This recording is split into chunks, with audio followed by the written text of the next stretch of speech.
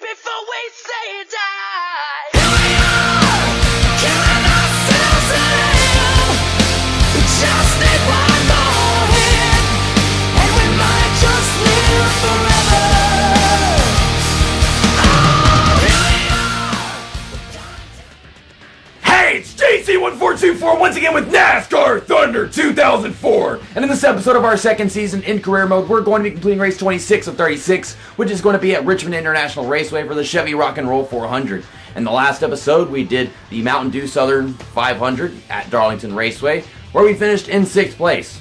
First off, I started badly. I started 29th inside row, believe it or not, but still, I passed like 15 cars in the first 2 or 3 laps just because they're all checking up and stuff. Then Bill Elliott overheated his engine and decided to make a terrace attack off turn 4 a few laps later. So I think I gained like 1 or 2 positions because of that. And then later on in the race, just before pit stops, I bumped into Kevin Harvick and spun myself, causing pit stops to happen under caution instead. And then we wound up gaining positions more because of green flag pit stops after that. So got a 6th place finish. I don't know if I deserved it or not, but I certainly had to work for it. Mark Martin, his first win of the season at Rockingham, and he got his 2nd win there after, like 20 races. Heck, even more than that. But going to Richmond, my hopes are very low. Honestly, my hopes are that I actually finish badly enough just so that we lose the sponsorship and can move on to something that can actually give me a bonus. Because I'm regretting signing a sponsorship with UAW, Union Auto Workers, their political views. It kind of figures that they claim to be so disappointed, but they continue to stay with me, and they never give me a bonus, but they do accept all the money that I'm making them by finishing well in all these races in my 2nd season. It's just stupid. I'm doing good for a 2nd season, but I still have this dumb sponsorship. Anyhow, Tony Stewart is 166 points in front of Dale Earnhardt Jr. after that race. I know Dale Earnhardt Jr. actually led the most laps. He led like the entire first half of the race. We're still in 14th after that. Mark Martin is in 7th after getting that win, but yeah, we're in 14th, and only 15 points behind Matt Kenseth, but yeah, he's probably going to finish way ahead of me at Richmond. I don't know if we're going to be able to stay in front of Sterling Marlin, just because this is one of our worst tracks and he usually finishes decently. I mean, I think he started badly at Darlington, so that's why we were able to pull on him there. Johnny Benson's still pissed after what happened at Bristol, and aside from that, I've been racing very cleanly recently. So, let's go ahead and head to race weekend. Quick select the chassis, engine, and body. Our chassis and our body are fresh, but our engine has actually been used in the past 2 races. We could have been using a fresh one going into this, but the reason why I'm not is because I repaired it for 2 races to see if it would be as good as this one after 2 races of being used. And as a matter of fact, it's still, this one's better than that one. So that's what we got. A car rating of 69. This should be good enough for a top 30 finish. And I don't know if that's going to be enough for these guys to leave us, but I can only hope so. If we just move on to McDonald's or NBC Sports or maybe a package sponsor, which would probably be Aaron's, but I really don't want that either. In 2002, Dale Earnhardt Jr. won here in the Busch Series, and that was in my favorite paint scheme of all time, the orange and white Looney Tunes paint scheme that many people probably can imagine once I mention it. But yeah, that's one of the main reasons why I had to choose it for this track, because I know Dale Earnhardt Jr. was pretty good here, and of course Legend Racer 88 wanted me to use all his paint schemes at a bunch of good Dale Earnhardt Jr. tracks. I know this is a track we're usually capable of starting on pole, and yet 43rd on the first lap. I mean, I'm running decent lap times. Our equipment's good enough for us to just easily get the pole, but for some reason that's not happening right now. I guess it's doing that thing where the AI rubber band during qualifying. They start getting much better lap times just because your equipment's improved. But in the race, it's it doesn't matter. This game is all kind of flip-flop with how things happen as far as difficulty goes. Qualifying time, 21.26. 31st. What was my lap time in the past 3 qualifying sessions at this track? I swear this is almost my best one yet. Maybe the last time we came here was better, but still, there's no reason for this game to put me in 31st place. I should be able to pass some people starting this race. Tony Stewart starting on the pole next to Ryan Newman. At least we got the inside row. Green flag is out. We're underway for 40 laps here at Richmond. Got Dale Jarrett in front of me. We've got Jack Spray. I can pass Jack Spray. I can see Casey Mears, Hermie Sadler. I can pass these guys. They brake heavy for turn 1. I forgot about them doing that at short tracks, but yeah. And now I'm in 26th. I bumped into some people, but Rubbin's racing. No, I don't get that just from NASCAR Dirt to Days of Thunder, whatever the fuck the name of the stupid movie is. I'm getting all my movies and games names mixed up. Days of Thunder, NASCAR Dirt to Days of Thunder, whatever. But yeah, it's not just from Days of Thunder. It's in many places. Massive wreck on the backstretch. What on earth? I'm in 13th. You know, I really fucked up the intro for this race in terms of my commentary, but that was not forgettable whatsoever. That makes up for how bad my qualifying session was and with my lap times compared to everybody else. I don't know what the hell that was, but I saw smoke. They all started stopping. I had all the time I needed to react to what was going on. It won't turn, bumping into Jeremy Mayfield, but nothing too minor. Nothing too minor. Nothing too major. My commentary sucks, but at least the race is good.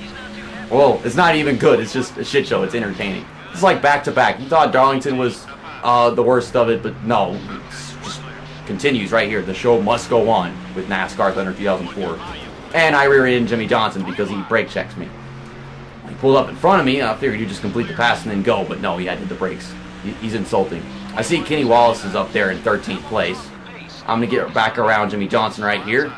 Golly, the brakes don't work. I'm having to make Jimmy Johnson check up because it's just not going to get as much grip as he does.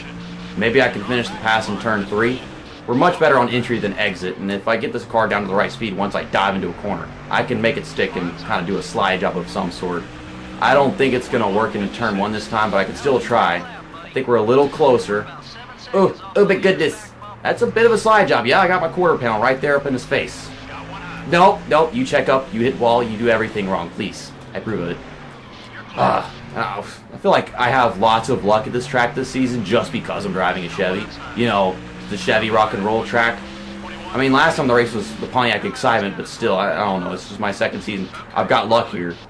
I don't know why. I mean, if we're actually decent at this track now, then Martinsville should be better, because even Martinsville's better than us whenever it comes to short tracks and everything. This has always been the worst track for us until we finally get decent equipment. But yeah, we should be capable of just running like we do at Bristol at Martinsville at this point. I'm trying to keep Jimmy Johnson from finishing the pass, just rubbing up against him, and he's not going to like me by the time he's finished making that pass.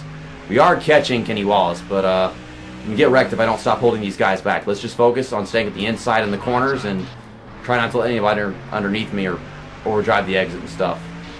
Finally, we're getting underneath Kenny Wallace. We're that much faster. We're getting underneath the mid-corner.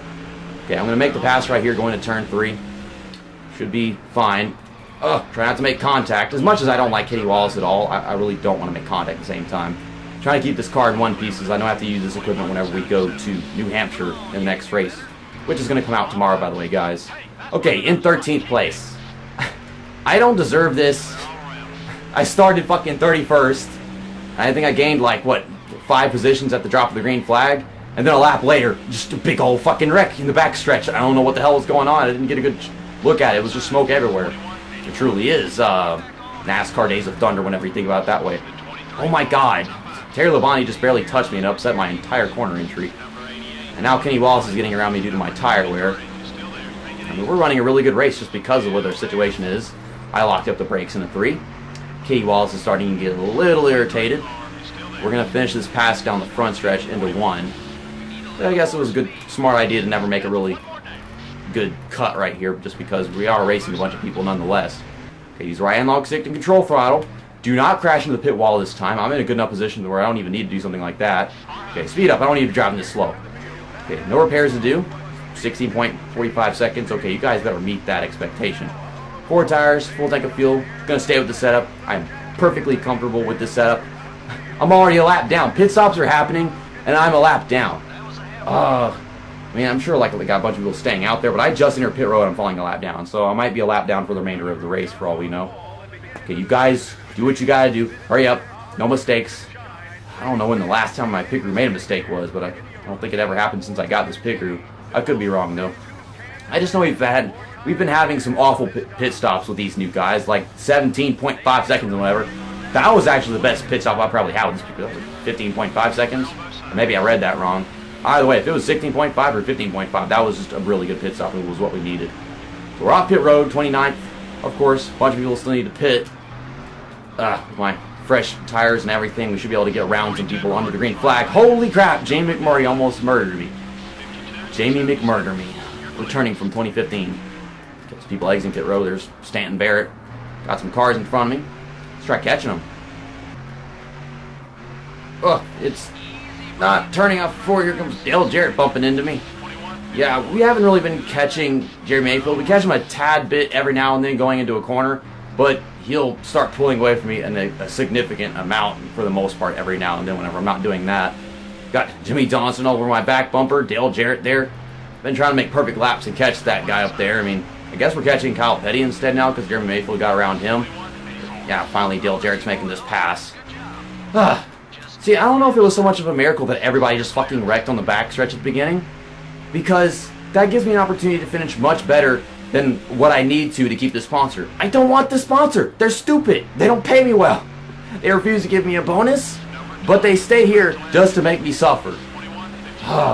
Also, Jimmy Johnson just fell a lap down, so he's running awful, and it's probably all my fault because of what happened at the beginning of the race and me just holding him up at this point. So I think Tony Stewart is actually the leader, and he did start out on pole. So that's a correct assumption. Because Jimmy Johnson fell a lap down, and this guy passed me, and there's no way he could be a lap behind. We got Matt Kenseth behind me. I think he might be... Yeah, he's actually for position. He's a lap down. That wreck at the beginning just ruined a bunch of people's races. Okay, Collie could tell the tires are wearing down. Having to shift into third gear to stay in front of these guys, and I'm trying to finish the best that I can. I know that Matt Kenseth is for position, so we're just going to do the best I can to stay in front of him. Oh, here comes Dale Jarrett trying to pass me on the bottom again. It's just, I'm really running out of grip at this point.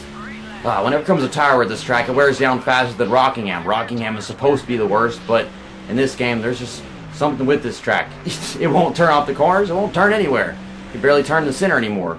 Reminds me of how New Hampshire went last time we went there.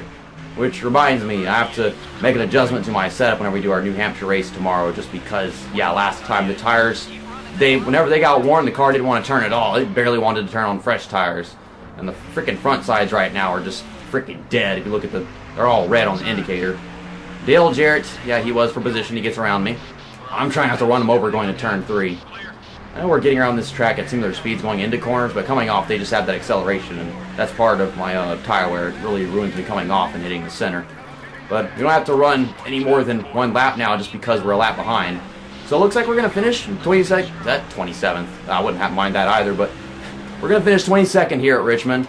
And I don't even know if I earned this because, yet again, big old situation on the first lap. But there you have it. Okay, fine. Let's just not steer off the final corner. I thought it would just fine. So, let me guess. Tony Stewart got the win? Yep. So, have I lost the sponsorship yet, or no? Nope. Same old UAW contract. They won't leave me no matter how bad I do. That race wasn't all that bad, but I just got lucky there. If you think about it, if I were to get a new sponsorship, I'd be making so much more money if we went to North Carolina, Phoenix, Talladega, tracks where I could all practically win at this point just because of how good we were last time we went there and how much better the equipment is. And you probably know we're going to win at Talladega. But I don't have a bonus that can actually pay me with this contract. If I had one of those, I'd definitely be meeting them just by winning the race because of what the expectations would be there. But next up is New Hampshire. I'm using Dale Reynolds paint scheme. You see it right there. That was Tony Stewart's 4th win of the season. When was his last one? I didn't see that. We scroll all the way down to our most recent races. I'm sure it wasn't but like 5 races before that. Yeah, his last win was at Indianapolis Motor Speedway. That was actually quite a while ago. Like 2 weeks ago. But yeah, now he is 201 points in front of Dale Earnhardt Jr. Yeah, Tony Stewart practically dominated that race. And I remember I was next to Dale Earnhardt Jr. at one point. I don't know how badly he actually finished because that was like a freaking 40-point loss, I think.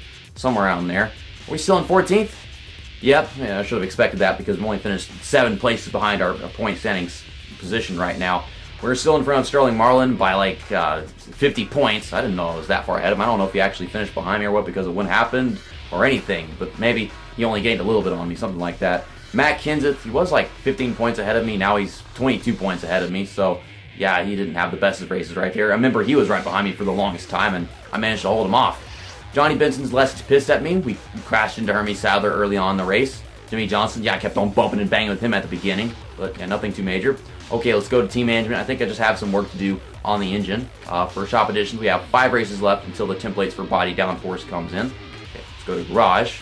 Yeah, there's chassis stuff. We're going to be using this in the next race at New Hampshire because we still got work being done on this chassis right here. And then we've got this one being built. That was actually like the first race that it's being built with. Okay, so let's go into here. And I can overhaul this, but I'll tell you this much. It's going to be 3/4 of our bank account if I overhaul this. Repairing is going to be so much cheaper. So we'll just do that for 2 races. $162,000. So we'll just do that. I think we'll have to wait for overalls because I need to get a lot of my money back. And plus, I want to see if I can build an engine right now. 9 races, $257,000. I'm only gonna have $4,000 left after I do this. But you know, this is like the last thing we're gonna have to build for a while as far as like engines and heck everything else goes. So we'll just do that. Oh my goodness, you know, because this one right here just came in. This is a freshly built engine right here. 70 power, 65 efficiency. And yeah, this is what we're getting to. 76 power and 72 efficiency. But yeah, hopefully we don't have to do any work on bodies, right? Yeah, that was our first time using that one since it come out the shop. It might not sound like the smartest idea to finish badly on purpose in a race, but I'm considering doing that right now so I can get rid of this sponsorship, even though we only have $4,000 in the bank. It's the first race that I get with the new sponsorship. If I reach that expectation, I'm getting such a big bonus compared to what we've been getting recently that I won't be going bankrupt at all anymore. But you know, I don't know. You guys let me know what I should do, even though I'm about to record that video anyway, so the message won't be sit in time. But I'll see you guys tomorrow at New Hampshire, Sylvania 300. That's that, and episode over.